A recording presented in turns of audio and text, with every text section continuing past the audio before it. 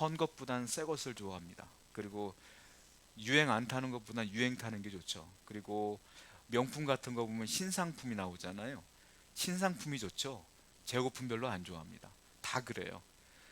두 번째, 세 번째 것보단 첫 번째 게 좋고요. 그리고 헌 것보단 새 것이 좋아요. 그래서 요즘 뉴스 같은 데 보면 스마트폰 새로 어떤 유명한 회사에서 새로 출시를 하면 젊은 사람들이요 자기가 먼저 갖고 싶어 갖고요 그 전날 매장에 줄을 섭니다. 텐트 갖다 놓고 거기서 주무셔요. 그리고 줄을 서고 있다가 오픈하자마자 제일 먼저 그걸 갖고 사용하고, 명품도 마찬가지죠. 이번에 신상 나왔다 그러면 줄 서서 있다가 먼저 사고, 그런 거 되게 많이 보셨잖아요. 왜냐하면 사람들은 원래 새 것을 좋아하거든. 처음 것을 좋아하거든. 그런데 그게 하나님만 그럴까요? 아니, 사람만 그럴까요? 하나님도 그렇다 이거예요. 하나님도 새 것 좋아해. 하나님도 첫 번째 것 좋아해. 왜 그러냐? 성경을 볼까요? 창세기 4장 4절입니다. 시작. 아벨은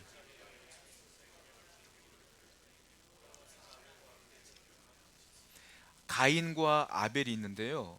아담의 아들 가인과 아벨이 제사를 지냈어요, 하나님께. 그런데 누구의 제사만 받았어요? 아벨의 제사만 받았어요, 하나님이. 왜 그럴까요? 여기 보면 뭐라고 하셨어요? 아벨은 목축업을 했습니다. 양을 키웠어요. 그런데 양을 키웠다가 양이 이제 새끼를 뵌 거야. 그리고 아벨이 목축업을 하는 가운데 첫 번째 새끼를 낳았어요. 그리고 두 번째도 낳고 세 번째도 낳겠지. 근데 아벨은요, 첫 번째 새끼를 딱 킵해 놓습니다. 그리고 하나님께 이 첫 새끼를 하나님께 드리는 거야. 그랬더니 하나님께서 그것만 받으셨다. 그리고 가인의 제사는 안 받았어요. 일단은 제사가 틀렸어. 가인은 곡식으로 드렸거든. 제사는 피가 있어야 돼.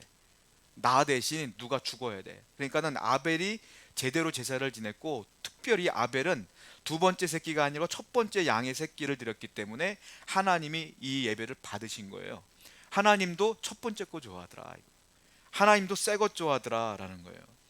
자, 제가 이 얘기를 왜 하냐면 맥주 감사주일이에요. 오늘은 왜 한국 교회가 맥주 감사주일을 드리냐면, 이스라엘은 절기가 감사절기를 드리는데 두 번 드려요. 이스라엘은 이모작을 합니다. 첫 번째 보리 추수를 했을 때 첫 번째 추수에 감사하여 하나님께 드리는 게 맥주 감사주일이에요. 그리고 또 하나 수장절을 지켜요. 맥주절, 수장절. 수장절을 오늘날 한국 교회는 추수감사주일로 지켜요. 대한민국은 가을에만 추수를 하기 때문에 농사 지은 것을 가을에 우리가 이제 시골고기 같은 데 보면 뭐 호박이라든지 다 갖다 놓고 예배를 드리거든요. 근데 이스라엘은 두 번의 추수를 하기 때문에 두 번 감사를 했다라는 것이고, 맥주 감사주일 같은 경우는 의미가 있어요. 무엇이냐면 첫 번째 것을 하나님께 드립니다라는 의미가 있어요. 그러니까 첫 번째 것을 드리는 감사다라고 보시면 돼요. 자, 출애굽기 23장 16절 19절입니다. 시작. 맥주절을 지키라.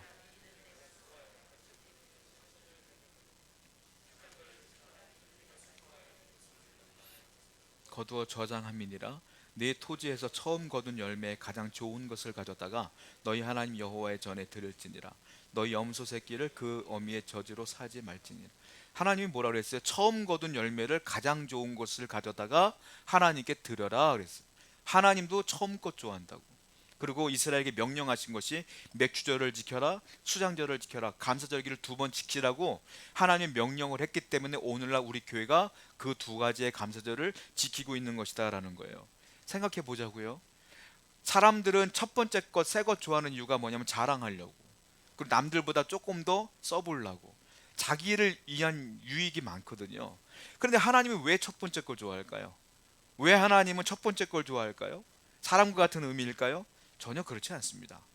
하나님이 첫 번째 거 좋아하는 이유가 있어요. 왜냐하면 첫 번째 거에는 마음이 있기 때문에 그래. 첫 번째 거에는 마음이 있어요. 내가 농사를 져서 첫 번째 수확한 거에는 마음이 있어. 내가 양을 키워서 첫 번째 낳은 새끼는 특별한 새끼야. 그거는 마음이 의미가 있는 거예요. 여러분 그렇지 않아요? 저도 애가 둘이 있는데 우리 성도님들 아이를 낳아 보면 첫 번째, 두 번째, 세 번째, 네 번째, 그렇게 많은 형제는 있지는 않겠지만 여하튼 첫 번째 낳고 두 번째 낳고 그렇게 낳잖아요. 그러면 어떻게 되냐면은 첫 번째 자녀를 출산을 하게 되면 부모가 초보야 다. 그러니까 이 아이를 어떻게 키워야 되겠다는 나름대로 상상을 다 해. 그리고 공부도 해요. 책도 많이 읽어. 저도 책도 많이 읽었어요. 첫 애를 어떻게 키워야 되는지, 앉는 방법은 무엇인지, 별거 별거 다 공부했다고. 부모도 엄마도 아빠도 공부해서 다 들어서 경험 있는 분들한테 어떻게 키워야 돼 다 물어서 애를 키워요. 그리고 애가 딱 나오면 그 애를 공부한 대로 가르치려고 애를 써. 잘 해보려고 노력도 하고, 애가 좀 크면 공부도 가르쳐 보려고 애를 써. 옆에 놓고 끼워놓고 막 열심히 해. 그런데 둘째 낳고 셋째 낳잖아요. 이게 귀찮아져. 이게 첫 번째만큼 열정을 쏟진 않아. 그렇지 않아요? 첫 번째 것처럼 사랑하지 않는 게 아니야. 똑같이 사랑해. 똑같이 사랑하지만 그 열정은 식어. 사실 그렇지 않습니까? 자, 사람은 그런 거예요. 그러니까 첫 번째 거에 마음이 조금 더 많아. 내가 농사를 져서 첫 번째 얻은 수확과 내년도 후 그리고 몇 년 있다가 얻는 수확은 달라요. 첫 번째 내가 농사를 지었는데 첫 번째 열매가 맺혀서 얼마나 신기합니까? 그 마음에 감사가 있겠어요, 없었겠어요? 있죠. 그러니까 하나님은 첫 번째 걸 드려라 라고 말씀하시는 거예요. 거기에는 그 사람의 감사가 들어있기 때문에, 거기엔 그 사람의 마음이 다 녹아져 있기 때문에 그래요. 성도도 마찬가지예요. 처음에 여러분들이 하나님 믿었을 때 얼마나 감사했어요. 죄인된 나를 부르셨으니 얼마나 감격스러웠어. 그리고 여러분이 직분을 처음 맡았을 때 얼마나 감사했어. 하나님 나 같은 자를 불러서 이렇게 직분을 주셨네요. 첫 번째 교회를 나갔을 때 얼마나 기뻤어. 그런데 시간이 흐르면서 사람인지라 그 열정이 식어지기 시작하더라. 그래서 하나님은 처음 걸 중요하게 여긴다. 처음 거를. 왜? 거기엔 우리 마음이 들어있기 때문에 그래요. 오늘 본문은 하나님께서 그 사도 요한을 통하여 에베소 교회 그리고 서머나 교회 등 7교회에 편지한 내용입니다. 요한계시록 말씀인데요. 특별히 에베소 교회에 이런 편지를 보냈어요. 성경 한번 보겠습니다. 에베소서 6장 24절 말씀이에요. 이건 읽어보겠습니다. 시작. 우리 주 예수 그리스도를 변함없이 사랑하는 모든 자에게, 보세요. 우리 주 예수 그리스도를 변함없이 사랑하는 자에게 뭐가 있다고요? 은혜가 있을지어다. 변함없이 사랑한다는 게 뭐예요? 처음 주님을 사랑했던 그 마음이나 20년이 흐른 지금 마음이나 똑같은 거야. 이게 변함없는 거예요. 그 사람에게 뭐가 있다고요? 은혜가 있다. 이 말은 무슨 말이냐면 하나님이 그 사람을 조금 더 특별하게 바라보신다. 하나님이 귀하게 바라보신다.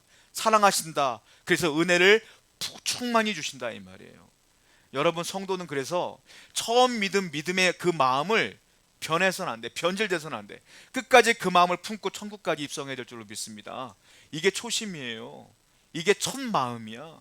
하나님이 여러분들이 요구하는 건 딱 하나야. 그 첫 마음을 가져라. 그걸 갖고 믿음 생활해라 하는 거예요. 오늘 본문은 요한계시록인데 AD 1세기 후반에 쓰여진 책입니다. 누가 썼느냐 하면 사도 요한이 썼어요. 예수님의 제자 가운데 요한이 있었죠. 그분이 썼는데 예수님의 제자는 다 순교당했어요. 근데 사도 요한은 유일하게 순교당하지 않았어요. 순교당하지 않은 게 아니라 순교를 못 시켰어, 로마가.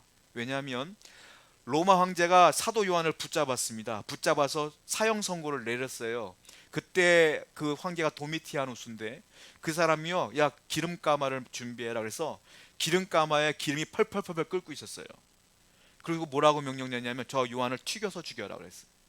그 사도 요한을 그 끓는 가마 속에 던졌거든요. 그런데 하나님이 요한을 통해서 하실 일이 있었던 것 같아. 이 요한이 안 죽었어. 안 죽어갖고 끄집어내니까 말짱해. 그러니까 도미티아노스가 어떻게 생각하냐면 얘는 죽일 수 없는 인간이구나. 하나님이 역사하는 인간이구나. 야 죽이지 말고 유배 보내라 해서 반모섬이라는 곳에 유배 보냈어요. 그리고 죽을 때까지 못 나오게 해라. 그러니까 자연사할 때까지 놔두라 이거야. 그래서 순교를 못 당하고 끝까지 장수하시다 돌아가신 분이 사도 요한이요. 근데 반모섬에 왜 갔느냐? 거기서 하나님이 그에게 환상을 보이시면서 천국으로 이끌어 올리시면서 보인 것을 쓰라고 하셨어. 그것을 쓴 게 뭐냐? 그게 요한계시록이에요. 그래 요한계시록 쓰게 하려고 하나님이 안 죽인 거예요.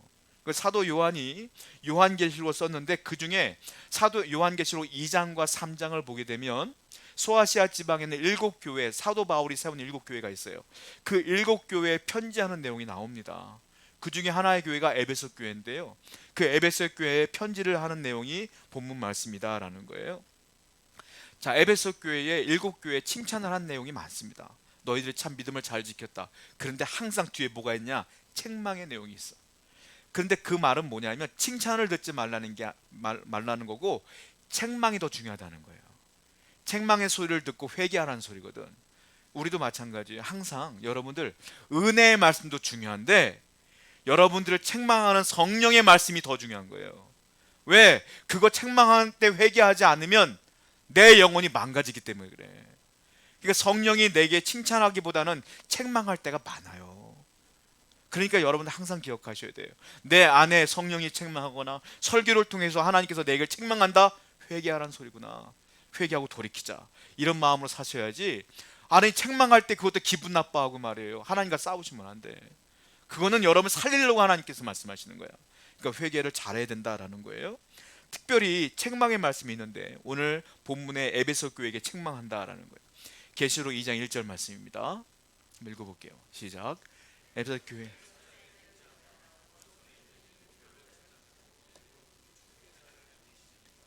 에베소 교회 사자에게 편지하라. 에베소 교회를 담당하고 있는 목회자에게 편지하라 이 말이에요.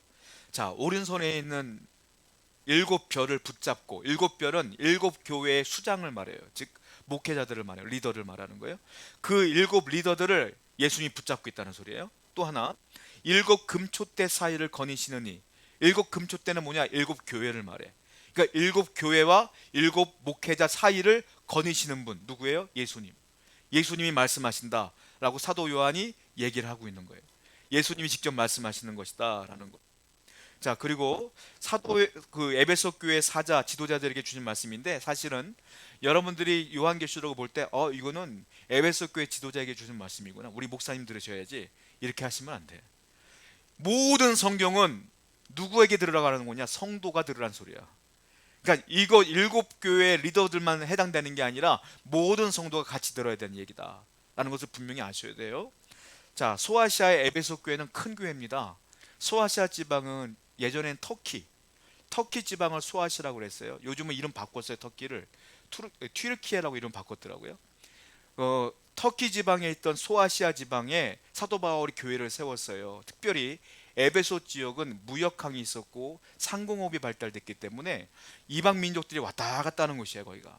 그러다 보니까 이방 문화도 있고 이방 신들도 있고 종교가 혼합적으로 많이 발달됐고, 쾌락과 향락과 그리고 퇴락한 모든 문화들이 모여 있는 곳이 에베소였다고 생각하시면 돼요.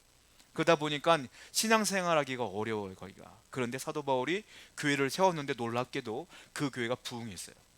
많은 그 사람들이 그 어려움들을 뚫고 교회로 몰려와서 하나님의 은혜 가운데 거했다라는 거예요. 자, 성경을 볼게요. 요한계시록 2장 4절 말씀입니다. 읽어보겠습니다. 시작. 그러나 너를 책망할 것이 있나니. 자, 에베소 교회는 특별히 어떤 문화가 있었냐면 아데미 신전이 있었어요. 아데미 신전. 아데미가 뭐냐면 그리스 신화에 보면 최고의 신이 제우스거든요. 그 제우스의 딸로 표현되는 게 아데미예요. 그 아데미를 섬기는 신전이 에베소에 있었고요. 그러니까 그 아데미 신전은 어떤 거냐면, 어떤 신이냐면 풍요의 신이고 성적인 신이야. 성행위를 통하여 이 농사가 잘 되게 한다. 그래서 종교 활동이 성행위를 하는 거야. 그런데 그런 문화 가운데에 교회가 세워진다는 게 보통 일이 아니거든요. 거기다가 이단이 있었어요. 아까 본문 읽어봐서 알겠지만 니골라당이라는 이단이 있었어요. 니골라당은 내가 선지자요, 내가 사도요 했던 사람들이야. 그 사람들이 잘못된 말씀을 증거했거든요. 근데 그 사람들 사이에서도 그 교회가 진리를 수호했고 하나님 말씀 가운데 고난의 역경을 이기고 교회가 세워졌어. 너무너무 좋은 교회가 에베소 교회인데, 지금 말씀 읽었을 때 그런데 책망할 것이 있대요. 뭐라고 했어요? 너희 처음 사랑을 버렸느니라. 다른 말로 초심을 잃어버렸다. 처음 주님 만났을 때의 그 감격과 감사와 은혜가 없다. 겉으로 볼 때는 아무 문제 없어. 말짱해. 교회는 잘 돌아가. 성도들도 매주일마다 교회가. 아무 문제가 없지만 하나님께서 말씀하시는 건 아니다. 초심을 잃었다. 머리로는 알아. 가슴이 움직이질 않는 거야. 여러분, 신앙이 뭡니까? 성경 공부 그러는데 성경 공부 잘한다고 사람 변하는 거 아니에요.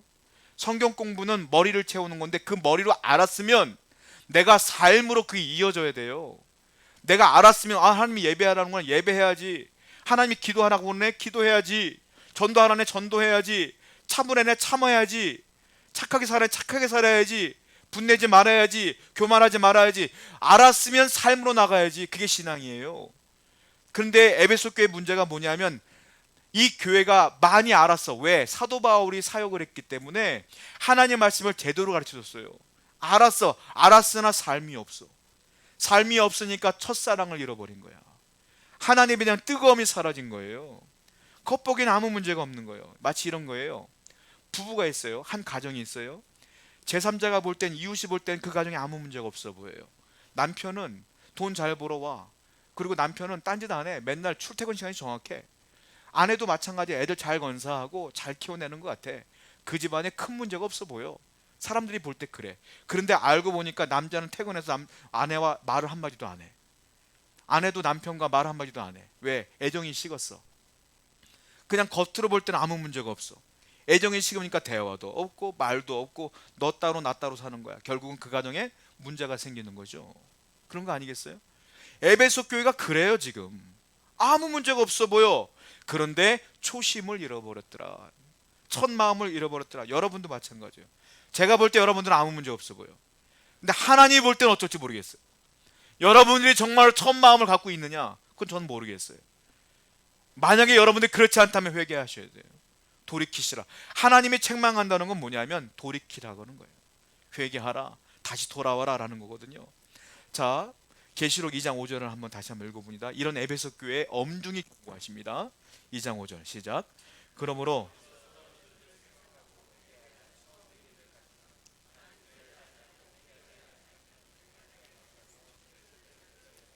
그 첫 마음이 어디서부터 떨어졌는지, 어디서부터 잘못됐는지 생각해라. 그리고 생각했으면 회개하라. 그리고 처음 행위를 가지라. 첫 마음처럼 예수님을 잘 믿어라. 이렇게 말씀하셔요. 네가 만약에 회개하지 아니하면 뭐라고 했어요? 내가 가서 네 촛대를 그 자리에서 옮기리라. 무슨 말일까요? 네 촛대를 옮기리라. 아까 교회라고 그랬죠? 금촛대는. 교회를 옮기리라. 옮긴다는 게 아니요. 이전시킨다는 게 아니요. 없애리라 이거예요. 필요 없다 이거 없앤다는 거예요. 여러분 근데 궁금한 게 있어요. 여러분들이 하나님의 말씀 가운데 깨달음이 있어서 회개를 한단 말이에요. 회개하면 한 번 회개하면 그 죄가 없어집니까? 여러분 다시는 그 죄에 안 져요? 또 져. 왜? 우린 죄인이니까. 또 져. 그럼 어떻게 해야 돼요? 두 번 해야지. 또 져. 어떻게 해야 돼? 또 회개해야지. 어떻게 또 해야지. 또 회개해야지. 100번이고 1000번이고 똑같은 죄를 또 지면 또 회개해야지. 여러분 성령이 왜 회개하라는지 아세요? 우리가 그 회개하지 않고 그 길을 가면 반드시 끝에는 낭떠러지가 있는 거예요. 떨어져 죽어 우리는. 그런데 우리는 중요한 게 그 낭떠러지가 몇 미터 앞에 있는지 몰라. 10미터 앞에 있는지 1km 바깥에 있는지 100km 밖에 있는지 몰라. 근데 성령이 깨닫게 해주시면 빨리 회개하지 사는 거예요. 나는 여유를 갖고서 100km 바깥에 있겠지. 조금 살다가 회개하지 하고 회개하지 않고 또 짓고 또 짓고 하면 알고 보니까 그 낭떠러지가 100km 밖에 있는 게 아니라 1m 앞에 있었어. 그럼 어떻게 해? 죽는 거지 뭐. 그러니까 제가 늘 말씀드리잖아요. 하나님의 성령이 죄를 깨닫게 하면 회개하십시오. 매일 회개하십시오. 그게 은혜입니다 라고 말씀하시는 게, 말씀드린 게 이거예요. 회개 한 번에 한다고 죄를 내가 안 짓는 게 아니에요. 죄를 지면 또 회개하고 또 회개하고 또 회개하고 그게 소용없을 것 같아요? 아니에요. 저도 많이 경험했어요. 한 죄 때문에 제가 6년을 회개한 적이 있어요. 6년을. 또 짓고 또 짓고 또 짓고 하니까, 그렇게 애를 쓰고 노력하니까 하나님이 불쌍히 보셔서 그 죄를 안 짓게 하시더라고. 결국 깨달았어요. 내 노력으로 되는 게 아니에요. 나는 하나님을 의지하는 마음으로 죄를 내려놓고 회개하는 훈련을 하다 보면 때가 되면 하나님이 거두어 가셔요. 그때까지 하나님의 은혜를 구하며 우리는 죄를 멀리 해야 되지 않겠느냐. 에베소 교회는 회개하라고 분명히 얘기했음에도 불구하고 유턴하지 않아. 돌이키지 않아. 회개하지 않아. 어떻게 됐을까요? 에베소 교회 지금 튀르키예에 가면 있을까요? 없을까요? 없어요. 에베소 지역에 고대 유물로 남아있지만, 교회 유적지로만 남아있지만 교회는 없어요. 주님이 말씀하셨잖아요. 네 금초대를 없애버리라. 진짜 교회가 사라졌어요. 회개치 않았기 때문에 에베소 교회는 사라졌더라. 심지어 소아시아 7교회가 그렇게 죄를 지었기 때문에 하나님께서 요한계시록을 통해서 회개하라고 말씀했거든요. 근데 그 소아시아 7교회가 다 회개하지 않았어. 그래서 어떻게 됐어요? 소아시아 7교회 다 없어졌어. 터키라고 하는 그 나라, 튀르키예라는 그 나라, 지금 어떻게 됐어요? 다 이슬람 국가가 됐어. 거기는 복음이 사라졌어. 이슬람 국가가 됐잖아요. 터키는 이게 이슬람 국가예요. 큰 문제가 생긴 거예요. 왜? 초심을 잃어버렸으니까. 회개치 않았으니까. 유럽이 전 세계에 복음을 전했습니다. 먼저 사도 바울이 유럽에 복음을 전했고요. 그 복음을 받은 유럽이 전 세계에 예수님을 전했어요. 우리가 예수 믿게 된 이유는 유럽이 먼저 변화됐고 그들이 선교했기 때문에 우리가 은혜를 받은 거 아니겠습니까? 그런데 무슨 일이 벌어졌는지 아세요? 온 유럽이 첫 마음을 잃어버렸어. 첫 믿음을 잃어버렸어. 그래서 이슬람 교도가 더 많아 지금 유럽이. 그래서 모든 사람들이 뭐라고 말하는지 아세요? 야, 유럽 재복음화 해야 된다. 재복음화. 이게 무슨 말이에요?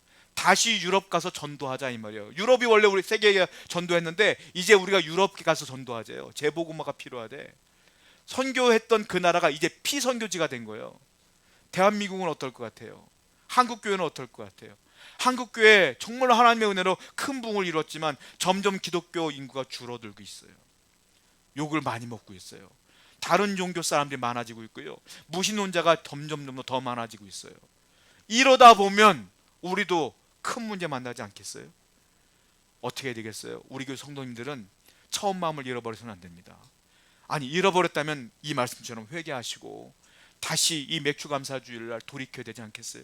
하나님은 첫 것을 좋아하십니다. 초심으로 돌아가서 다시 주의 은혜 가운데 거해야 된다는 거. 계시록 2장 7절 말씀입니다. 읽어볼게요. 시작. 귀 있는 자는 교회들에게 하시는 말씀을 들을지어다.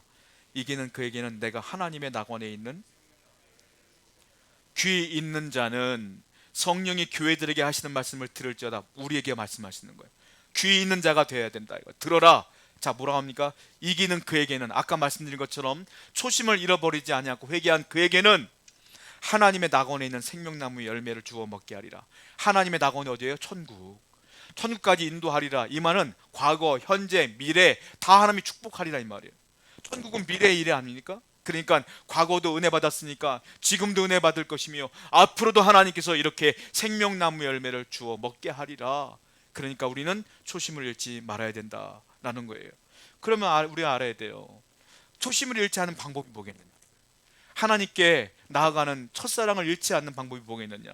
첫 번째는 뭐냐면 여러분들이 처음 구원받았을 때 감격이 있을 줄로 압니다. 그 감격을 잃어버려서는 안 돼요. 그러니까 무슨 말이에요? 언제 어디서 무엇을 하든지 간에 내가 구원받았음을 묵상하시라. 이거. 내가 어떻게 구원받았은가를 늘 기억하시라. 얼마나 감격해서 저는 처음 구원받은 날 얼마나 많이 울었는지 몰라요. 나 같은 죄인을 구원하신 하나님께 얼마나 찬양했는지 몰라. 그것을 기억하라 이거예요. 세월이 흐르니까 저절로 구원받은 것 같아요? 아니에요. 우리는 하나님의 은혜로 구원받았지 않습니까? 그러니까 그것을 늘 기억하라. 이걸 뭐라고 말해요? 거듭남, 다시 태어남, 그날을 기억하라.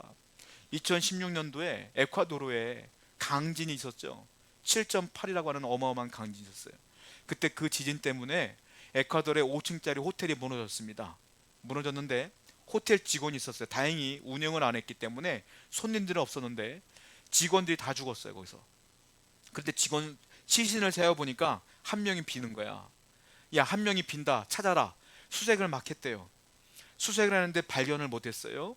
그래서 결국은 그분도 사망 처리를 하고 장례식 준비를 했고 그분의 아내도 돌아가신 걸로 여기고 이제 울고 있었는데 갑자기 전화가 온 거야. 구조대 구조 요청 전화가 온 거예요. 알고 보니까 파선에서 보니까 그분이 살아 있었던 거야. 살아서 그분이요 뭐라고 말하냐면은 이게 신호가 안 터져서 전화를 못 하다가 배터리가 다 될 쯤에 되었을 때 신호가 잡혔을 때 그때 구조 요청을 했대요. 그래서 그 신호 때문에 구조 요청해서 물은 본인이 있는 거 가운데 소변 받아서 본인이 먹고 산 거야. 그분이요 인터뷰 내용을 제가 봤는데 딱 살아나오자마자 인터뷰를 할 때 그분이 뭐라고 말했냐면 다시 태어난 것 같아요. 이거 딱 한마디 했어. 다시 태어난 것 같아요. 이 말은 우리는 잘 모르겠어. 다시 태어난 것 같아 어떤 느낌일지 모르겠어요. 근데 그분은 그 말 한마디 한마디에 엄청난 의미가 있었을 거예요. 다시 태어난 것 같아요. 여러분 구원이 뭐예요? 다시 태어난 거예요. 여러분들이 죄인 되었던 여러분들이 예수 믿고 다시 태어난 게 거듭남이야. 다시 태어난 거야. 그때 그 감사와 감격을 잊어먹는 순간 우리는 첫 사랑을 잃어버리는 거잖아요. 그러니까 첫 초심을 잃지 않는 건 뭐냐면 그 구원의 나를 기억하라. 내가 예수 믿는 나를 기억하라 이거예요. 성경 볼게요. 시편 4장 7절입니다. 시작. 주께서 내 마음에 두신 기쁨은. 시편 기자는 무엇을 얘기하는 거냐면 하나님이 구원 주신 것을 노래하는 거예요. 자, 뭐라고 했느냐면 주께서 내 마음에 두신 기쁨, 내가 구원받았음에 대한 기쁨을 얘기하는 거예요. 그것은 비교합니다. 뭐와? 그들의 곡식과, 그들은 이 구원을 모르는 세상 사람들 말이에요. 그들의 곡식과 새 포도주가 풍성할 때보다 더하니라. 풍성하다는 게 뭐예요? 많이 거뒀다는 거잖아요. 그러니까 세상 사람들의 기쁨은 뭐예요? 잘 되는 것, 사업 잘 되는 것, 돈 많이 버는 것, 풍성한 것, 노후 대비 확실한 것, 이런 것이 그들의 기쁨이라 이거예요. 그런데 이분은 뭐라고 말해요? 주께서 내 마음에 두신 기쁨은 그것보다 훨씬 더 위대한 기쁨이다라고 말해요. 무슨 말이에요? 구원의 기쁨은 세상 것과 비교할 수 없다는 거예요. 세상 잘 먹고 잘 살다가 나이 먹고 죽었는데 지옥 가면 어떡해? 근데 세상에 조금 부족하게 살다가 천국 가면 영원히 하늘나라에 사는 건데, 그러니까 어떤 게 기쁜 거다? 구원받은 것이 기쁜 것이다. 이것을 늘 기뻐하는 자에는 감사하다, 원망할 수가 없다 라는 거 아니겠습니까? 자, 하박국 3장 17절부터 18절입니다. 시작. 비록 무화과 나무가 감람나무에 소출이 없으며 우리의 양이 없으되 외양간에 소가 없을지라 나는 여호와로 말미암아 즐거워하며 나의 구원의 하나님으로 말미암아. 하박국 선지자가 하나님께 그렇게 원망을 합니다. 원망을 하다가 어느 순간 하나님 말씀을 듣는 순간 깨달음이 왔어요. 그러면서 구원의 감격이 막 몰려와. 그러면서 그거 고백하는 게 이거예요.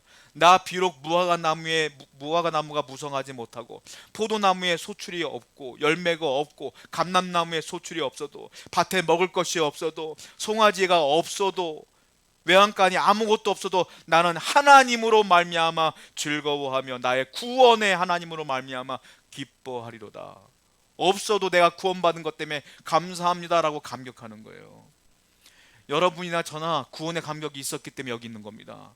그런데 시간이 흐르면서 그 감격이 약해진다면 다시 오늘을 기점으로 한 번 더 회복하셔야 될 줄로 믿어요. 이것만큼 감사한 게 없다라는 거예요. 사도 바울은요, 그렇게 되면 어떤 일이 벌어지냐면 이 구원의 감격은 이런 것 같아요. 심장 박동과 같아. 여러분, 심장이 박동해야지 사는 거 아니겠습니까? 그런데 이 구원의 감격이 없어지면 심장 박동이 약해지는 것 같아요. 그럼 어떤 일이 벌어지냐? 영적으로요, 이 심장 박동이 죽어. 그럼 영적으로 죽어. 이 구원의 감격이 없으면. 그럼 어떻게 되느냐? 세상 사람들처럼 살아. 그들이 어떻게 사는지 아세요? 잘 되면 좋아하고 안 되면 싫어해. 그게 세상 사람들이야. 그럼 여러분도 똑같아져. 여러분도 잘 되면 기뻐했다가 안 되면 싫어. 똑같아지는 거예요. 그런데 이 구원의 감격이 있는 사람은 다르게 살아요. 어떻게 사느냐? 안 돼도 구원의 감격이 있으니까 기뻐할 수 있고요, 실패해도 하나님이 계시니까 기뻐할 수 있는 거예요. 우리 심장박동구 같은 게 뭐냐? 구원의 감격이다. 사도 바울은 옥에 갇혀요. 옥에 갇혀서 누가 봐도 옥에 갇힌 사람이야. 근데 그가 뭐라고 말하는지 아세요? 빌립보서 4장 4절입니다. 읽어보겠습니다. 시작. 옥에 갇힌 사람이 말하는 거예요. 지금 내일 모레 죽을 사람이 말하는 거예요. 기뻐하라, 기뻐하라. 왜? 환경과 상관없어. 기쁨은 구원의 감격과 확신이 있으니까. 팡세라고 하는 유명한 책이 있어. 프랑스의 그 파스칼이 그 팡세를 썼는데, 이 파스칼은 원래 물리학자이고 철학자이며 수학자이고 천재예요. 그리고 성격이 굉장히 괴팍한 사람이래요. 근데 이분이요, 어느 날 예수 그리스도를 만납니다. 구원을 경험해요. 확신을 가져요. 그래서 이분이요, 머리가 좋은 분이잖아요. 자기가 인간이 얼마나 연약한 줄 알아. 철학자이기 때문에 이거 금방 잊어먹는다, 이 구원의 기쁨 금방 잊어먹는다 깨닫고 수첩을 딱 꺼내고 씁니다. 그리고 포켓에 집어넣고요, 자기가 잊어먹을 만하면 끄집어내고 읽는 거야, 이것을. 자, 그때 그가 쓴 게 뭐라고 했냐면 아브라함의 하나님, 이삭의 하나님, 야곱의 하나님, 그리고 나 파스칼의 하나님. 이 감격, 이 기쁨, 이 평화 잊지 않겠습니다.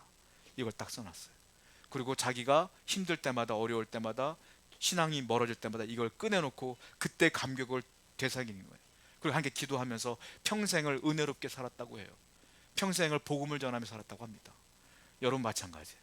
이 구원의 감격을 잊어서는 안 돼요. 그래야 하나님의 은혜가 있지 않겠어요? 또 하나, 초심 잃지 않는 방법이 있어요. 구원의 감격뿐만이 아니라 하나님이 주신 은혜에 감사하셔야 돼. 은혜. 인간은요, 적신으로 왔다 적신으로 갑니다. 적신이 뭐냐? 빨개 벗고 왔다 빨개 벗고 간다는 소리요. 여러분들이 입고 있는 옷 하나도 원래 없었어. 우리는 태어날 때 아무것도 없이 태어난 게 인간이라. 성경에 써 있어요. 인간은 적신으로 왔다 적신으로 간다 이렇게 써 있어요. 근데 이 모든 것들은 다 누가 주신 거예요? 내가 가진 거예요? 아니요. 하나님이 부모님을 주셨고, 부모님을 통해 내게 주셨고, 하나님께서 내게 이 모든 걸 주신 거 아니겠어요? 이걸 믿는 사람들은 하나님의 은혜에 감사하여 주님께 나갈 수 있다라는 거 아니겠습니까? 하버드 발달 심리학과 교수인 하버드 가드너 교수님이요, 이렇게 얘기했어요. 이분은 크리스찬인데 이렇게 얘기했습니다. 불행한 사람은 없는 것을 사랑한다. 행복한 사람은 있는 것을 사랑한다. 왜 여러분들이 불행할까요? 없는 것을 자꾸 구하니까 불행한 거예요. 왜 우리는 행복할까요? 있는 것 바라보니까 감사한 거야. 하나님이 이거 주셨군요. 이거 주셨군요. 없는 것 주니까 불만이 있지. 주신 것만 바라보면 감사가 넘치죠. 성도는 있는 것 감사하셔야 돼. 제가 지난주 설교했죠. 왜 이스라엘 사람들이 원망해요? 만나 안 보고 고기 보니까, 마늘 보니까 원망하지. 만나 보면 감사하는 거예요. 하나님이 주신 것을 감사하시기 바라요.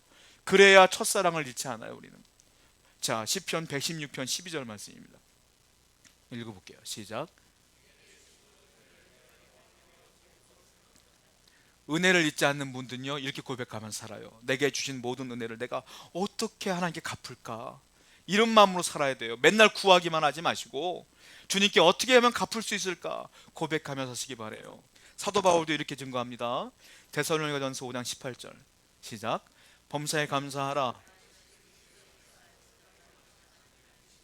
범사에 감사라는 뭐냐면 좋은 일도 감사하고 너한테 안 좋은 일도 감사하고 잘된 것도 감사하고 안 된 것도 감사하라. 왜냐하면 예수 안에 너희를 향하신 하나님의 뜻이야. 다 은혜야 라고 생각하면 다 감사할 수 있다는 거예요. 여러분, 사랑의 원자탄이라고 하는 손양원 목사님 혹시 아시나요? 손양원 목사님께서 유명한 일화가 있는데 자기 아들들을 죽인 원수를 양자 삼으셨잖아요. 그 사랑의 원자탄이라고 불리시는 분이신데, 우리나라가 지금 뭐 좌파 우파 이런 얘기들 많은데 이건 옛날부터 그랬었어요. 옛날에 공산당 잔당들이 많은 사람들 죽이고 했었습니다. 옛날에 여순 반란 사건이 있었는데 그때 두 아들이 있었는데, 이 손양원 목사님의 아들이 있었는데 전도를 하다가 예수님을 알지 못하는 그 어떤 청년에게 전도를 했다가 그 청년이요, 이 두 아들을 살해합니다. 다 죽여버렸어요. 목사님은 아들을 잃어버린 거예요. 그 재판을 받아야 그 사람이 너무 당당한 거야, 눈빛이. 그런데 이 손양원 목사님이 기도하는 가운데 하나님의 말씀을 들어요. 그리고 이분이 어떻게 하냐면 탄원서를 보냅니다. 저 사람 풀어주세요. 안 풀어줘. 법원에서 제가요 양자 삼겠습니다. 양자로 삼고 풀어달라는 거야. 그러니까 피해자 아버님이 자꾸 풀어달라니까 풀어줬어. 결국 그 원수를 양자 삼았어요. 얼마나 대단한 분이에요. 자, 그 여수에 가면 이 손양원 목사님 순교 기념관이 있습니다. 애화원이라는 곳이 있는데 그 손양원 목사님이 그 당시에 너무 감사하여 드린 감사 헌금 봉투가 있거든요. 실질적으로 그분이 쓴 감사 헌금 봉투에 감사 제목이 쓰여져 있어요. 그것을 그 애양원에 그 전시해 놨어요. 나중에 기회 되시면 보세요. 거기에 감사 헌금 봉투에 뭐라고 썼는지 아세요? 손양원 목사님께서 먼저 감사 헌금 액수는 10,000원이야. 10,000원, 10,000원 써 있어. 10,000원이 얼마나 큰 돈이냐면 그 당시 손양원 목사님의 월급이 80원이었어요. 80원이었는데 10,000원을 하니까 헌금한 거예요. 감사 헌금을. 얼마나 큰 액수예요. 감사 제목이 써 있어요. 뭐라고 써있냐면 첫 번째 뭐라고 써있냐면 죄인 된 나에게서 태어난 그 아들들이 하늘나라에 가서 감사합니다. 순교자 되었으니 감사합니다. 이게 첫 번째 감사네요. 두 번째 감사 내용은 뭐냐면 내 아들들 그냥 예수 믿다 죽어도 감사한데 예수님 전하다가 순교해서 감사합니다. 이게 두 번째 감사 내용. 세 번째, 우리 아들들 미국 유학 준비했는데 미국보다 훨씬 좋은 천국 데려가셔서 감사합니다. 네 번째, 원수를 사랑하라는 성경 말씀이 있는데 제가 진짜 원수를 진심으로 사랑하여 양자 삼게 주셔서 감사합니다. 이 감사 내용이요. 손양한 목사님이 늘 그랬대요. 나는 가진 거 없어. 다 하나님이 주신 것이요. 이게 은혜를 잊지 않는 사람들의 마음 아니겠습니까? 우리는 이 정도 수준 높은 은혜는 아닐지라도, 감사는 아닐지라도, 그래도 하나님이 주신 것에 대한 감사는 있어야죠. 늘 하나님이 주신 것에 감사할 때에 우리가 어떻게 하나님을 향한 첫 마음을 잃어버릴 수 있겠습니까? 없는 것 보지 마시고 주신 것 바라보시기 바라요. 그것이 하나님의 은혜가 아니겠습니까? 세 번째, 어떻게 해야지 첫 마음을 유지할 수 있겠어요? 처음 주신 사명이 있어요. 여러분들에게, 여러분들이 고백했던 게 있어요. 주님 감사해요, 내가 이렇게 할게요, 저렇게 할게요 했던 것도 분명히 있을 거야. 은혜 받았을 때 그걸 끝까지 감당해야 돼요. 첫 사명, 그 사명을 끝까지 감당하는 사람들은 주님을 잊지 못합니다. 끝까지 그 사명을 감당할 수 있기 때문에 그래요. 사도 바울이 그랬어요. 사도 바울이 돌아가실 때까지 당당하게 고백했던 내용이 있어요. 사도행전 20장 24절 말씀입니다. 한번 읽어보겠습니다. 없나요? 예, 사도행전 20장 24절 한번 찾아볼까요? 찾아보세요. 사도행전 20장 24절.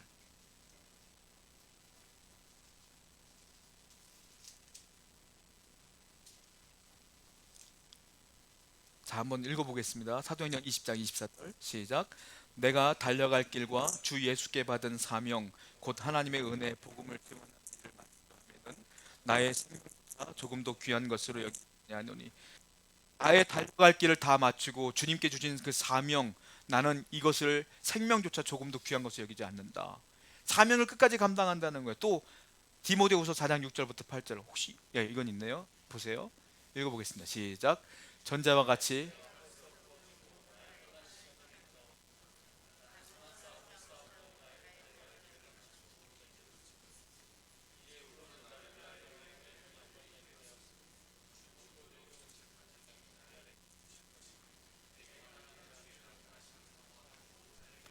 사도 바울은 처음에 예수님 만나고 자기가 이 목숨 바쳐 복음을 전파하겠습니다라는 사명을 끝까지 감당했다.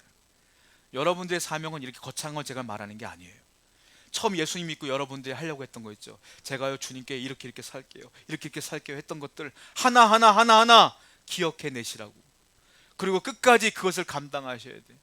예배 끝까지 잘 들으시고 기도하시면서 신앙인으로서 감사하며 그 사명을 감당해야 된다. 끝까지. 자, 히브리서 3장 14절 말씀 보겠습니다. 시작. 우리가 시작할 때에, 보세요. 우리가 시작할 때에, 처음 시작할 때에 내가 확신한 것을 끝까지 견고히 끝까지 잡고 있으면 그리스도와 함께 참여한 자가 되리라. 끝까지 하늘나라 가서도 하나님의 은혜 가운데 거한다라는 거예요. 여러분, 맥주감사주일입니다. 맥주감사주의 뜻은 초심으로 돌아가라예요.